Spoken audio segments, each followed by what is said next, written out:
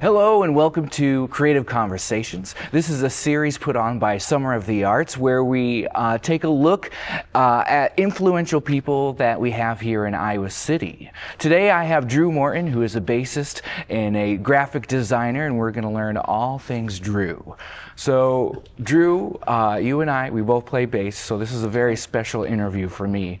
But I want to go all the way back because I know you didn't start on bass, right? Right, yeah. I guess initially started on piano. My mom was a piano teacher, and so, started probably around third or fourth grade. But then when it came time to choose an instrument, I chose I wanted to play trumpet because I wanted to play in jazz band. And my dad was my band director, and he said, "No, you're going to play French horn." So I played French horn, and he said, "I have a bass at home. You can play bass and jazz band," and it worked out. Did you start on electric or upright? Electric. I didn't play upright until my senior year of high school. But otherwise, yeah, I had kind of taught myself electric, played in the middle school jazz band. It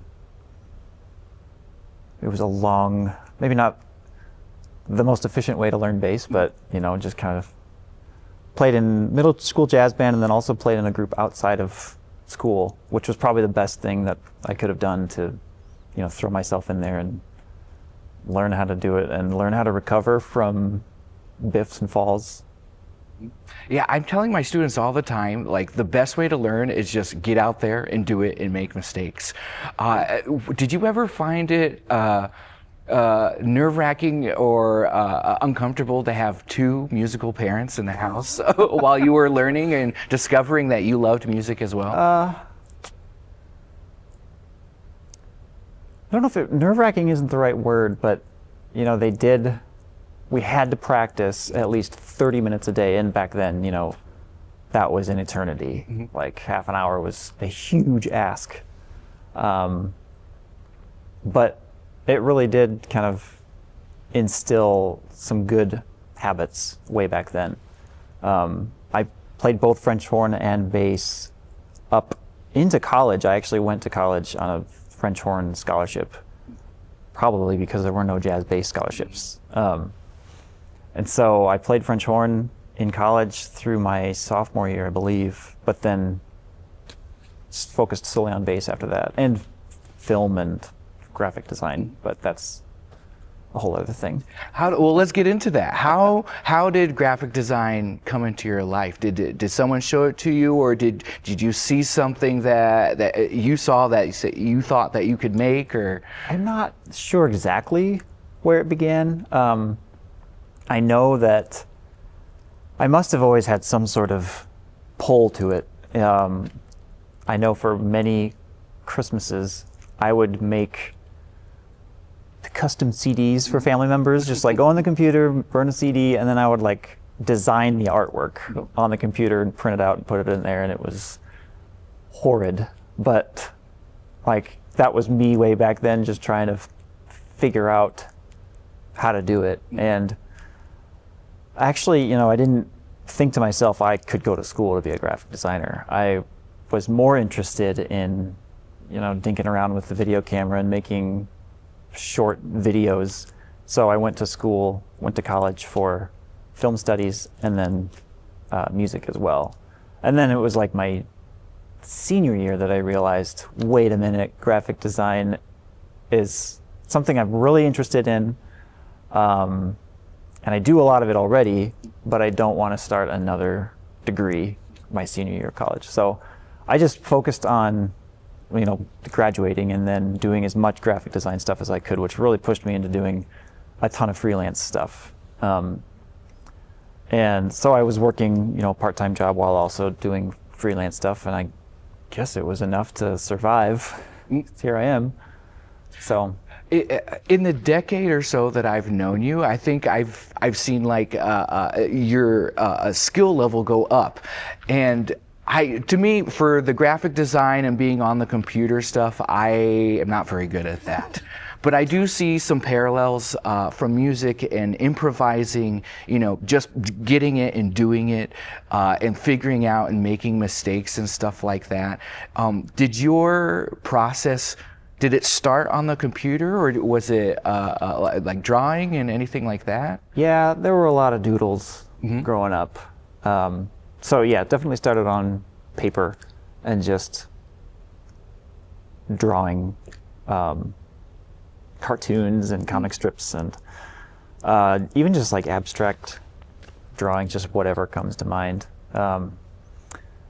And along with that, like, discipline aspect, I think it was 2012 I saw someone else who had done this project where they just started and finished a piece of digital art every day.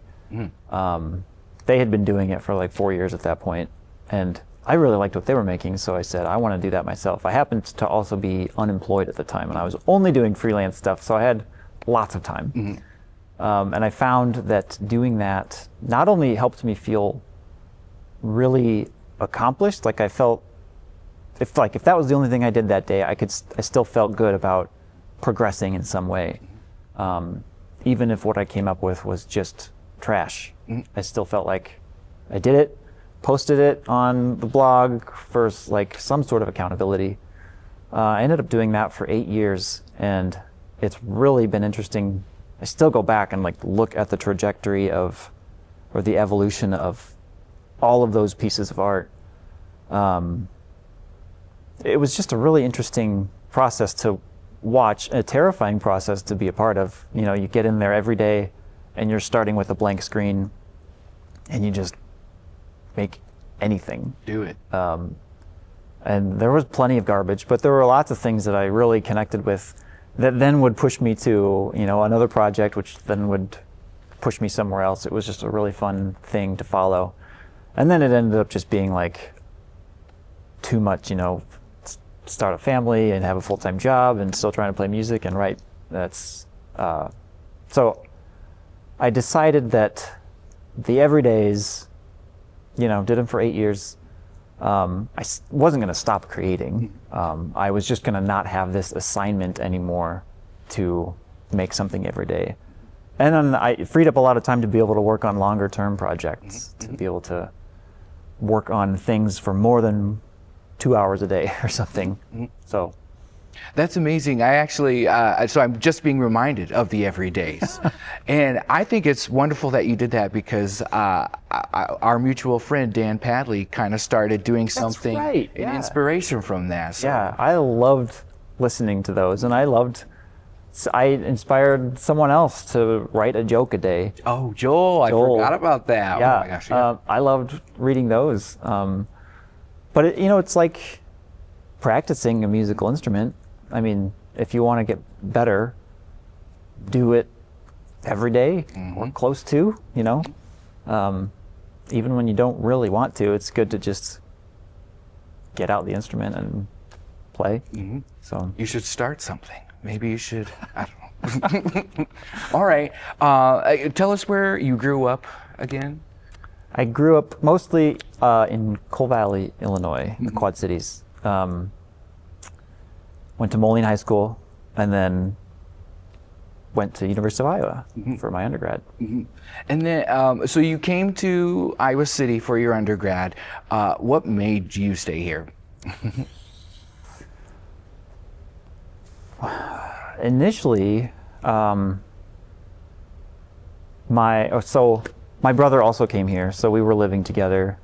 And then I think by the time I graduated, he was still here.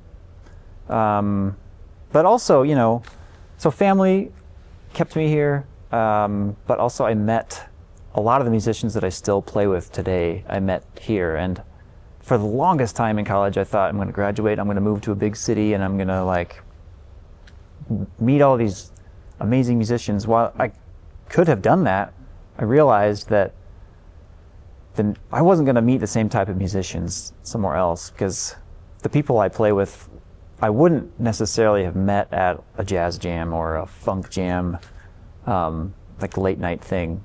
So then it made got thinking about, I don't have to move. And then there's a whole thing about, with the internet now and this global interconnectivity, that you don't have to move somewhere with a large population to be able to connect with a bunch of people. So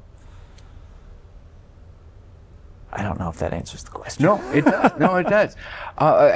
To me, you found some people that became your friends, which was more than the music. Right. Yeah.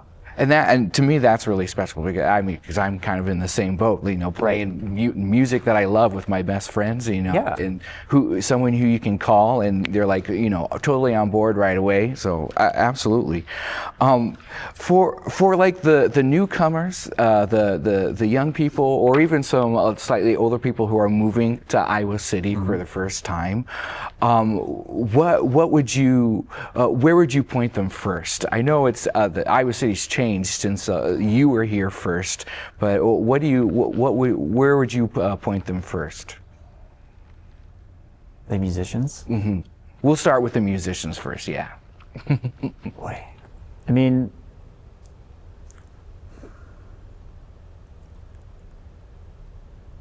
there's plenty of live music in this town to be seen, large part due to you. And some of the arts. I mean, that's been like, hang around in Iowa City in the summer and you're gonna have plenty of opportunities to see live music, outdoor live music, which is my favorite. And it's not set up in such a way to where it's, I think that the festivals here, the audience can approach the musicians and you can talk with them and connect with them and let them know, like, hey, I really enjoyed your set, I really enjoyed your music. But I would just, tell musicians that are coming into the area, like, check out all the live music that's happening. I totally get you, the accessibility of all the artists, not even musicians around here in Iowa City, since I got here 14 years ago or something like that, has always been welcoming, and partially because of you. Are we just going to compliment each other the whole time? Basically. Okay, so you've been here for over a decade, so you've seen how it's changed in that time. What do you see for the future of Iowa City? Good, bad? It's gonna get dark. Only good things, I think the people that are here are committed to investing in the scene and the community. If there are any like tangents that are maybe not for the best of the community, I think there are enough people here to right that. Tell me about, I don't know this story, Jack Lyon.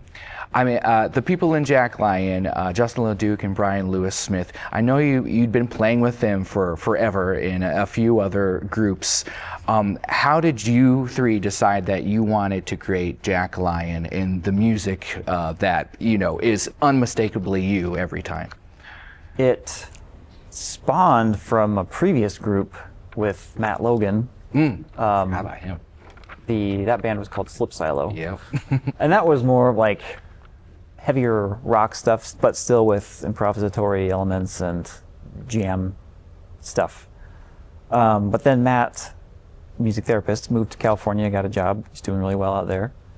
And I think we still had some shows booked pretty far out. We didn't want to cancel them. And so Brian, Justin, and I thought, well, let's play them as a trio and figure it out. We had time to, adjust any tunes that needed to be tweaked to make it work.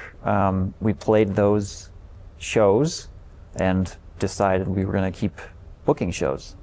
But we figured we'd change the name since we could immediately kind of feel it was going a different direction without a guitarist. I don't even know what year that was, but it's been a while. Yeah. Another thing, many things, but one of the things I love about Jack Lion is that you guys are a band, like an actual band, because you're kind of placed in the jazz scene or whatever, but there aren't too many jazz ensembles around here that are only doing original music, and I think that's like incredibly special of you guys. Tell me first, who is bringing the ideas, or is it a group effort, or is it mostly one person? Yeah, it kind of varies from tune to tune. Sometimes Brian will just bring in a tune that's like ready to go. Sometimes I'll bring in a tune that's ready to go. Sometimes it's ideas and we need to workshop something. But we'll just bring it to a rehearsal, we'll play through it, figure out what's working, what's not working, and take it from there. It's really just being open and flexible to how the tune forms. Because usually everyone has a say in what they're, everyone usually has a say in what they're playing in those tunes. But that has made it hard when you mention that we've got a little bit rooted in jazz, a little bit in not. It sometimes makes it hard to figure out where we play, because we can't quite play like a straight jazz venue, because I think it wouldn't quite fit their audience that they would normally bring in. But at the same time, maybe we would be, connected enough to where people would enjoy it. I don't know. But do you guys write down things, or do you just come up with an idea to a rehearsal? Or I know Brian does some stuff on the computer. I say on the computer, but like recording something or showing you an idea through audio, or I think it's all by ear. Cool. There have been times when Brian has like printed out a bass line that's been just like a little intense, and I feel like it'd be easier for me to read it. But the problem with that is if I have music, I have to read it, and it takes me so long to get away from that piece of paper. So I really try to just learn it by ear, which is a good exercise in itself. Absolutely. When you guys play live, how do you prepare? This music, it's very improvisatory. Do you have a form for everything, or do you leave some of that up for the gig? How does that? Maybe you go back and forth a lot, but go ahead and explain that process. There is a little bit of back and forth, because some tunes they play the same way every time, with little windows of a designated improv section, but it's like, I think more often than not, it's like a designated section for solos, and it's not open. But sometimes, we are able to open it up, and even at our last show, we try to kind of segue our songs just to focus less on talking about the music and more on just playing it and having people listen. And, we got the set list, and we're playing through. We finished up one song, and I just, on a whim, decided I'm going to keep playing right now as like this little interlude thing. We didn't discuss it at all, and so it was really cool, because I caught Brian and Justin off guard. They were all of a sudden like, okay, well, what are you doing? Where are we going? But then pretty soon, like, Brian jumped in playing something, and Justin was adding colors, and in those moments, I think it's really cool when, I knew that Brian and Justin were caught off guard and they were completely on board, but the audience, like, I think in those moments, the audience is like so drawn in to where you can like hear a pin drop in the silence between notes, and it's just I feel like those moments are really beautiful. That's awesome. I've seen several Jack Lion shows, and I've noticed that you have a set sometime. When I catch you, whatever year you're in or whatever, you have a set that you go through, and I don't like recognize that everything is the same. So it's interesting to hear that and it's wonderful that you have friends that are just totally cool with Winging it. winging it and just going off. And I think that's what that the jazz part of your music, that kind of brings it to that side, is the players being willing to just go for it. Because when you're playing with a laptop, a lot of times that takes away that flexibility. So sometimes it's hard to figure out how we can maintain flexibility while having these tracks. And so Brian has some other toys that he can play with to like loop certain sections on the fly. That's always been a really fun thing to mess around with. Just to take this super rigid on the grid sound and then bring it over to this little effects box that will then turn it into a loop, which is also something that can we've done that before and it backfires completely. And so we have to figure out how we're going to get out of it. So that group has been really fun. That's so fun to hear this, because your albums, like the recorded stuff, is just so clean and so perfect. So it's really fun to hear that maybe some of these ideas that we hear on the album were found in live performances. Definitely, yeah.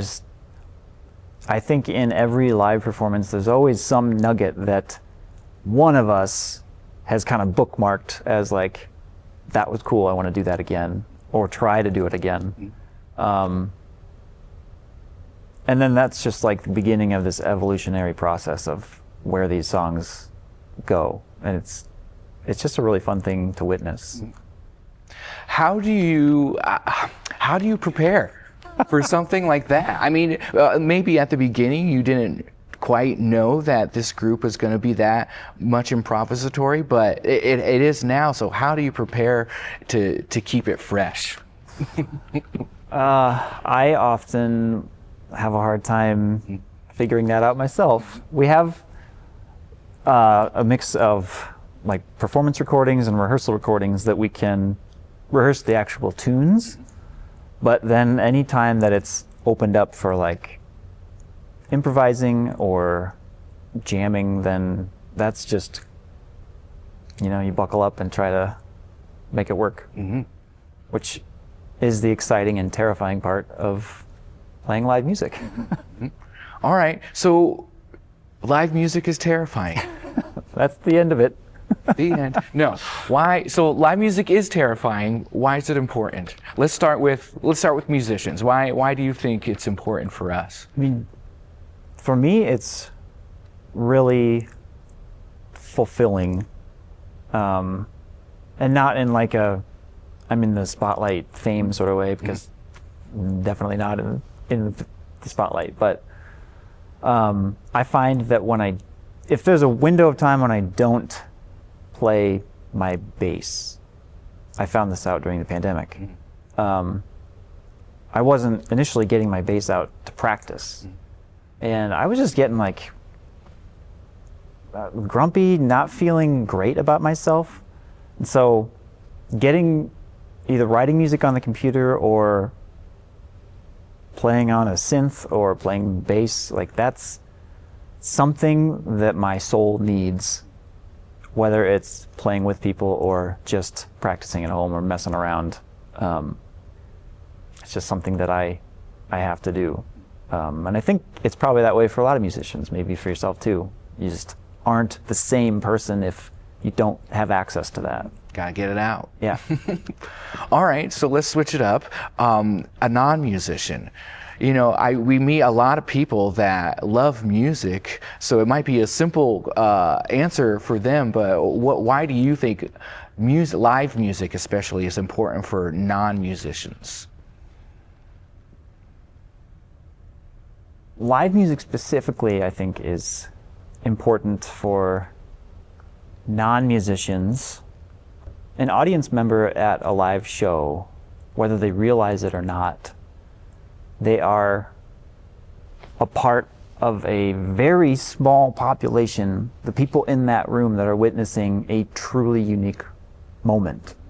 And maybe this is way deeper than anyone wants to think when they're at a live show, but in that venue, the people in that room are the only ones in the universe that are experiencing this with like the phone's going off, or someone's chair squeaking, or someone's making a drink in the background.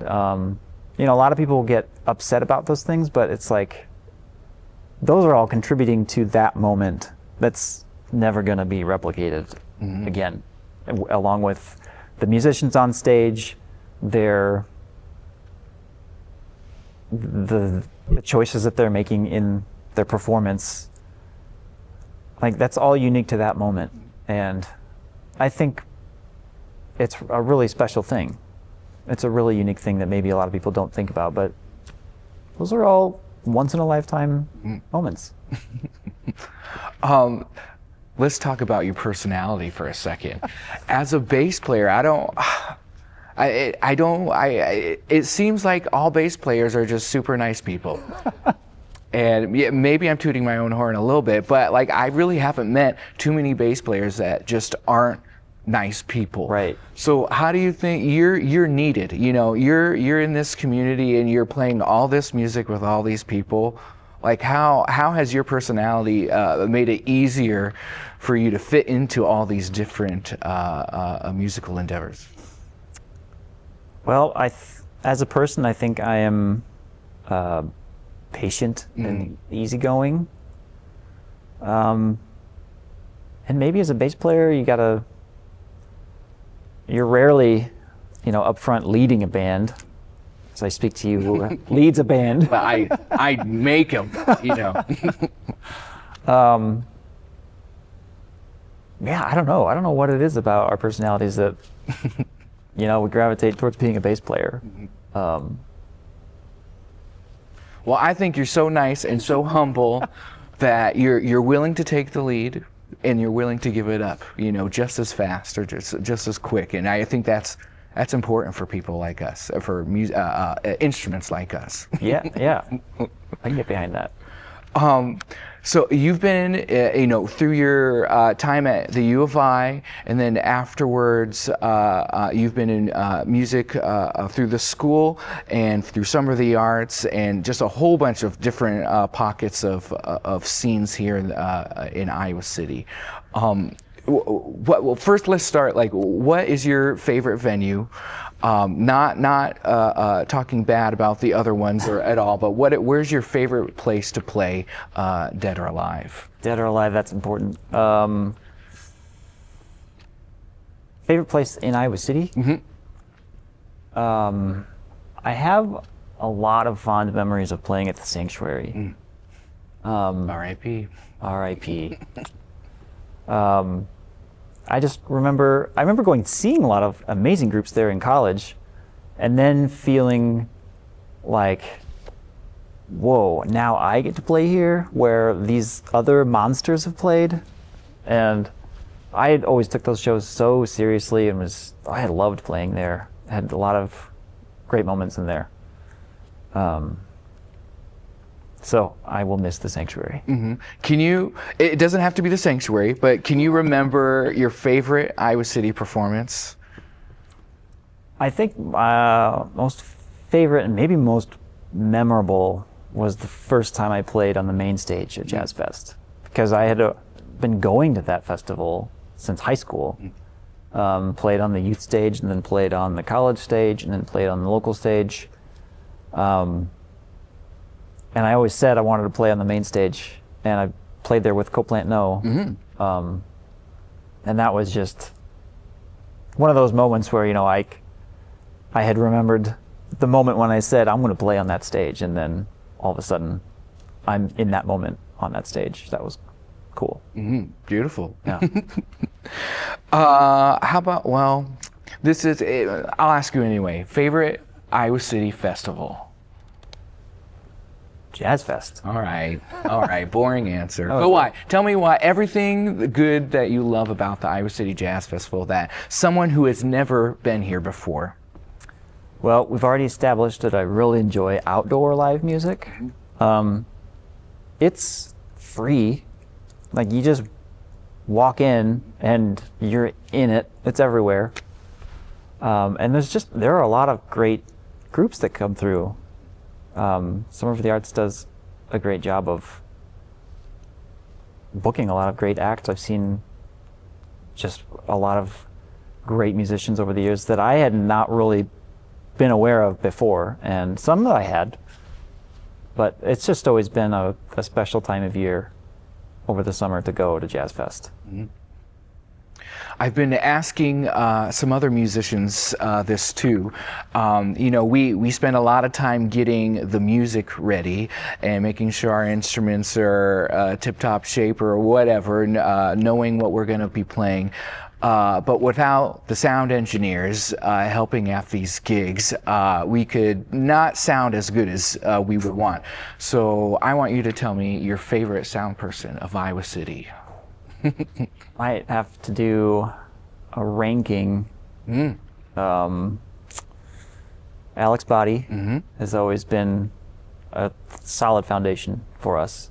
And it helps that you play with these people a lot, so then they know, like, this is what's going to happen. Crystal, I don't know her last Sherman. Okay, Crystal Sherman. She's taken care of us at Gabe's the most, I think.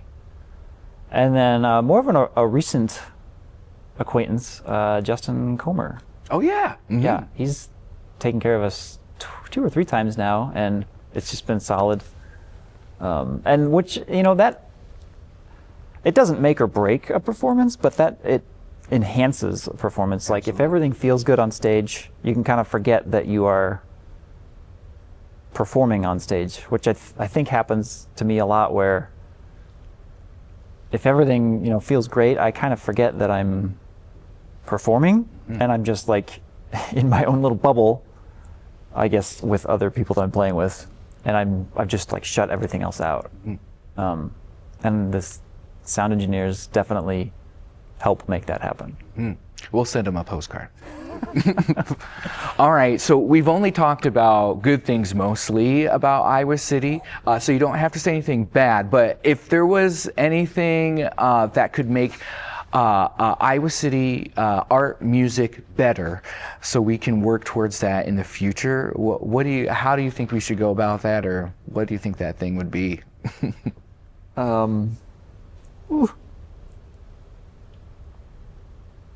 I think it seems simple, and a lot of people overlook it, and a lot of people don't think about it, but the money that goes into the festivals doesn't come from nothing. People have to contribute. And I think if these festivals had, like, it doesn't have to be unlimited budget, but even more budget than they have now, I think they would have a lot more liberties to do so many great things. They're so good at what they do with the small budget that they have. Like, imagine what they could do if you gave them twice that amount of money. Like, wow. That'd be amazing. Agreed. So, wherever that money can come from, let's get it. All right, you heard him. How about, so Jackline is probably your main band, you would say, right? Yeah. What, is there any other bands that you want to talk about, that you want people to know about, that you're being busy with? So over here, I play with Jackline and Steve Grismore Trio. Justin's also in that group, and that's a lot of fun to just play electric bass without as many effects and just kind of work up my chops a little bit. Almost acoustic, you know. Almost, that's yeah. what I call it when I don't use any effects pedals. I mean, yeah, it's close.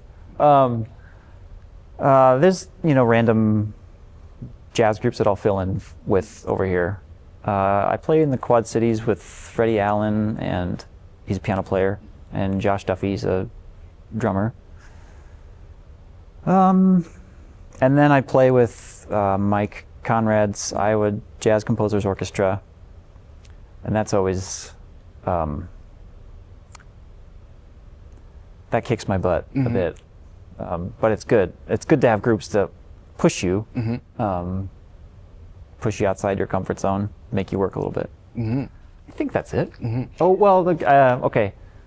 We haven't been playing recently, but we've got some stuff coming up. Christopher's Very Happy Band. I'm excited to hear that. I think we're looking to get an Opus thing. Cool. when that starts up again. That's beautiful. I think it's fantastic that you're involved in so many different original type of music. The Iowa Jazz Composers, Christopher's Very Happy Band, Jack Lyon, all creating original music, which is just astounding. And I think you're a great person to have in this city, and I hope you keep creating music. Will you? Definitely. Okay. I would like to find more time to create music. You and me both. All right. Well, that concludes our creative conversation. This is Drew Morton, and I'm Blake Shaw.